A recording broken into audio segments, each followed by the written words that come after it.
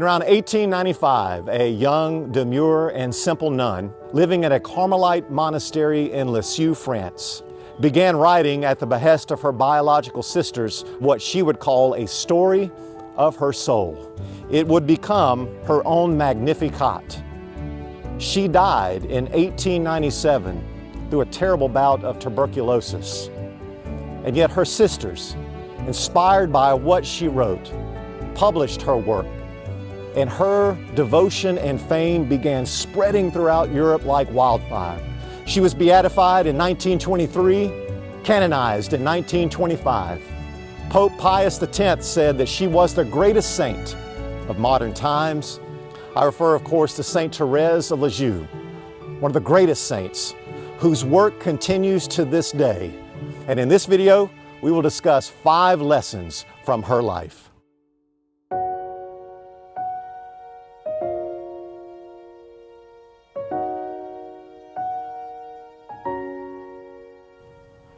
The first lesson about Thérèse begins less with Thérèse than with the people who influenced her most, her family. In particular, her mother and father, Zélie and Louis Martin. Zélie and Louis, before they married, both aspired to the religious life, and for various reasons realized that God would call them to a different vocation. Zélie determined, if I would not be a religious, then I will raise up many children to heaven. Zélie and Louis had 9 children, 4 of whom died tragically at a very young age, but all of their daughters became religious. Zélie and Louis were both artisans. She was an award-winning lace maker, and he was a professional watchmaker, and their attention to detail was applied to how they raised their children in the Catholic faith. Zélie and Louis ordered their home around the local parish, in particular daily Mass at 5:30 every morning. Zélie and Louis made sure their family maintained all of the fasts of the church and all of the feasts of the church. Thérèse often recollects how her father would make frequent visits to the Blessed Sacrament, and he would take her along with him. And she would see him in prayer, and she would say to herself that to look at my father praying must have been what it was like to see the saints pray. And Thérèse, in many ways, imitated her father in prayer. Louis was often told by his townsfolk that he would be more profitable in his business if he only opened on Sundays. But Louis always refused, observing the Sabbath every week. Thérèse recalls she and her father would give alms to the poor who would come to their home almost every week. From Zélie and Louis, Thérèse learned to trust in divine providence, to accept all the joys and sorrows of this life, and that our sacrifices, however small, that we do for the love of God will redound to God's glory and for the benefit of others. Why do we have children? The world has its answers, but for Catholics, there's only one answer. We have children to make saints, to raise children up to the Lord, and the Martin family shows us how.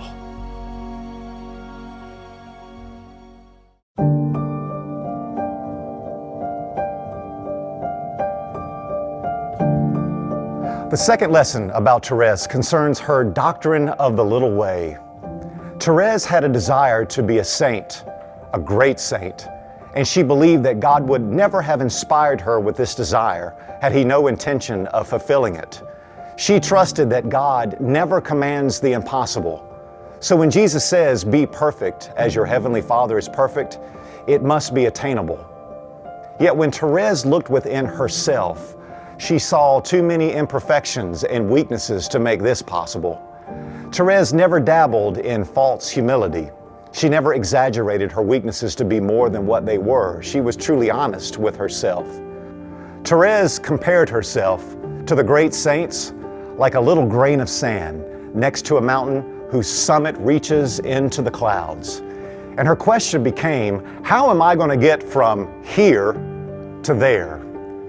And Thérèse, by meditating upon the Scriptures, realized, I need a shortcut and I need a lift. And if I throw myself into the arms of Jesus, He will be my lift, and He will raise me up to Himself. The little way is more than a set of practices and methods. It's more than just doing little things with great love. It is a way of being. It is a disposition of the heart. It is acknowledging that on our own, we are nothing, and we can do nothing without Christ. Thérèse believed that Jesus was holiness itself. He was sanctity itself. And if she was going to be holy, then what she needed to do, she said, was borrow the holiness and sanctity that belonged to Christ alone. If God wanted her to have faith, hope, and love, then God was going to have to be faith, hope, and love in her. That yes, we are called to be saints, but we do not have the strength to become saints on our own. Instead, we can throw ourselves into the arms of God our Father like a little child to its parent and allow God and God's life to live in us. Lord, you can love in me and through me. That is the essence of the little way.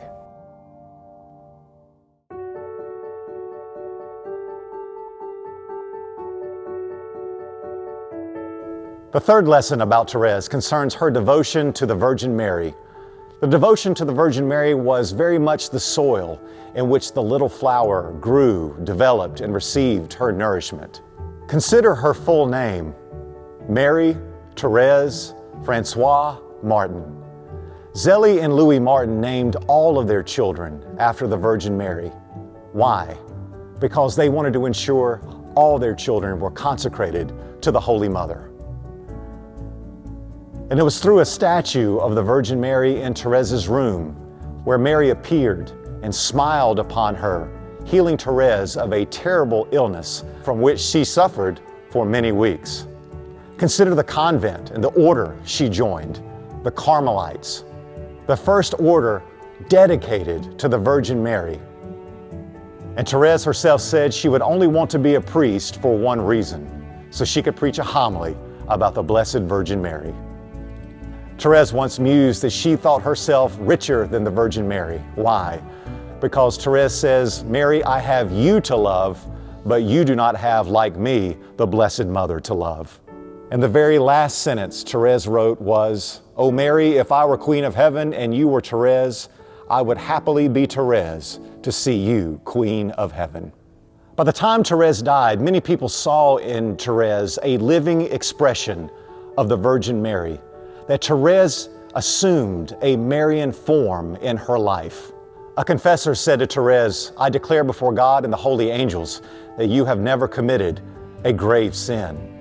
Although Thérèse was certainly not immaculately conceived, she did intuit that God had, by a special preservative grace, prevented her from falling into mortal sin. Thérèse kept a copy of the Gospels near her heart, and like the Virgin Mother, she treasured and pondered the Lord's Word and kept them in her heart. And with prophetic insight, Thérèse saw that after her death, many people would love her, as if all generations will call me blessed. And Thérèse understood heaven not as a place of repose or rest, but as an expansion of her mission to be an advocate for the church, for lost souls, and like the Blessed Mother herself, to be a refuge of sinners. When she was a small girl, her father gave her the nickname Little Queen. He meant that as a term of endearment, but his too was a prophetic insight. By the time Thérèse's life ended, she really had become a little queen, a Mary in miniature.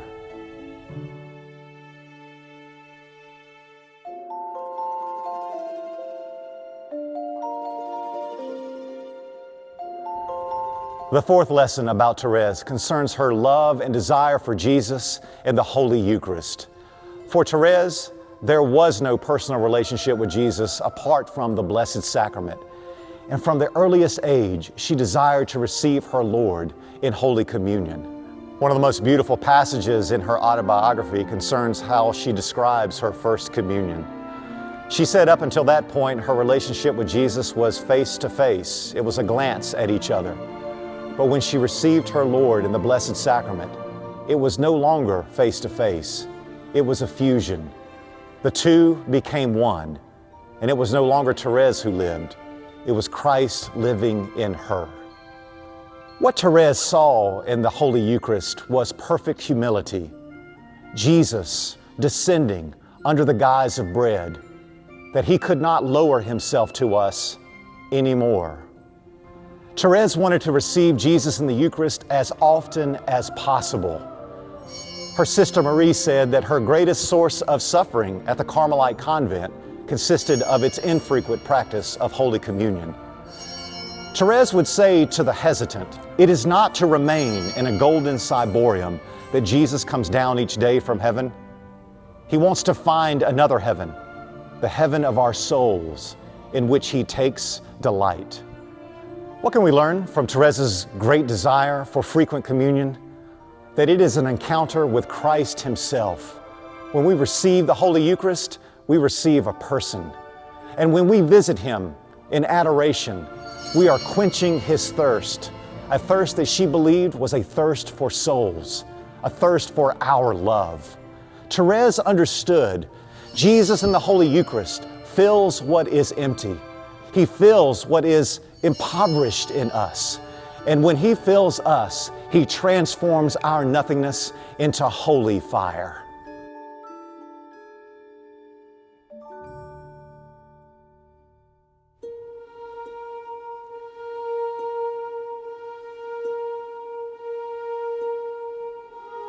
The fifth lesson about Thérèse concerns her experiences of suffering and sacrifice.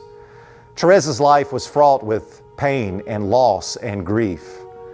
She lost her mother when she was only 4 years old. She lost her older sisters to the Carmelite convent. She experienced tremendous illnesses throughout her life and suffered from chronic headaches. She experienced periods of intense scrupulosity. Even near the end of her life, she was tested against faith and the existence of God.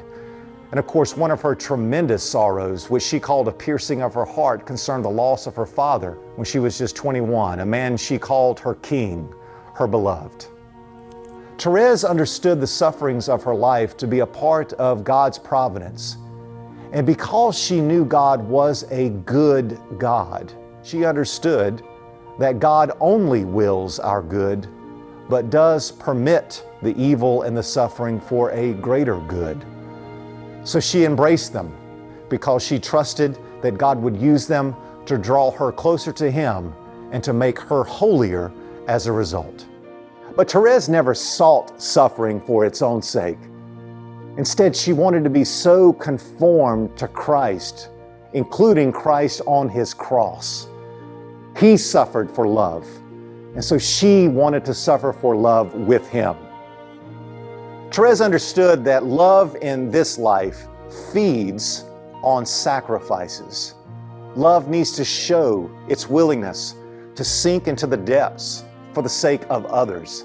And so Thérèse would do small sacrifices throughout the day, every day. She would break her will. She would do these hidden acts of service for others. They would have no idea who was doing them. And she would gravitate to the most disagreeable personality in the convent as an expression of her own sacrifice to show forth her love for God. Thérèse, the last 2 years, especially the last year of her life, suffered from the debilities of tuberculosis. She slowly began to asphyxiate, and yet she saw in her suffering a greater conformity to Christ on His cross, who also suffered from asphyxiation. There was a poignant moment as Thérèse was dying when her sisters propped her up, one sister on each side, her arms outstretched, her body limp, barely breathing. And it looked as if it was Christ Himself appearing through her.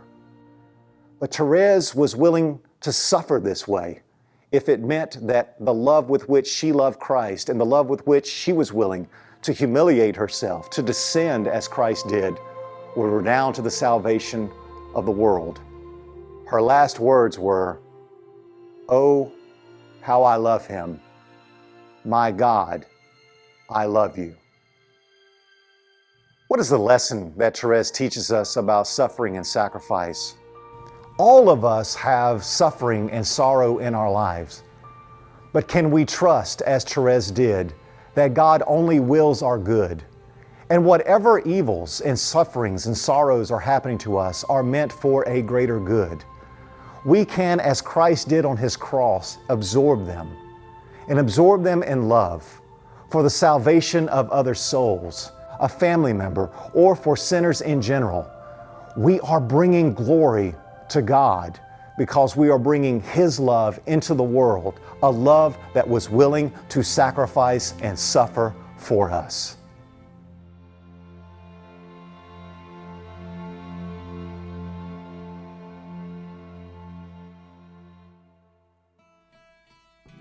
Thank you for watching this video. Productions like this one are only possible because of the patrons that support this channel. Thank you for believing in this project. May God bless you and may the Virgin Mary protect you.